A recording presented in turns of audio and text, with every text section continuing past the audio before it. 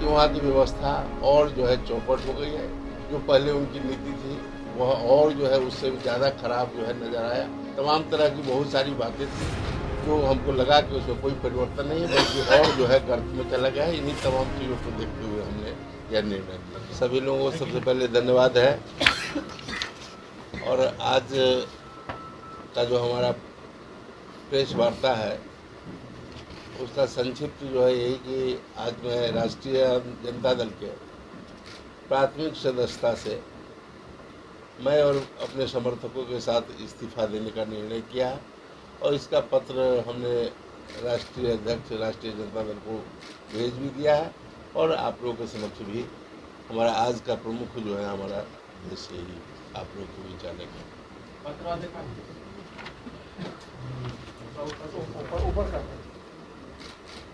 सिंह जी, क्या वजह रही कि मोह भंग हो गया आपका आरजेडी से? बिल्कुल जल्दी हो गया, ये हमारे लिए बहुत अच्छी बात है।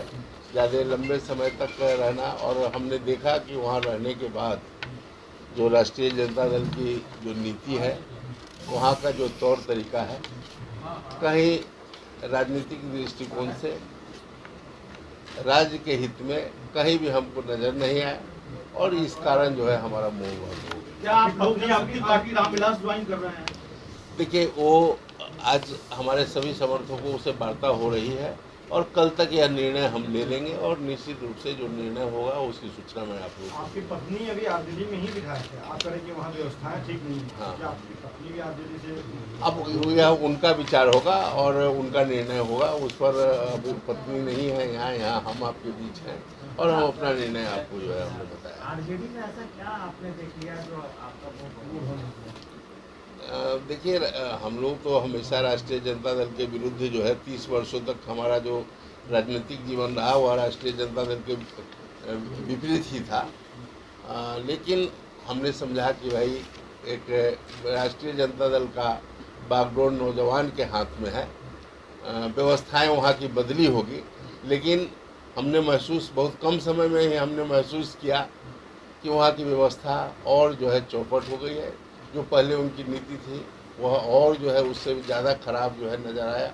और तमाम तरह की बहुत सारी बातें थी जो हमको लगा कि उसमें कोई परिवर्तन नहीं है, बल्कि और जो है गर्त में चला गया है। इन्हीं तमाम चीज़ों को देखते हुए हमने यह निर्णय लिया।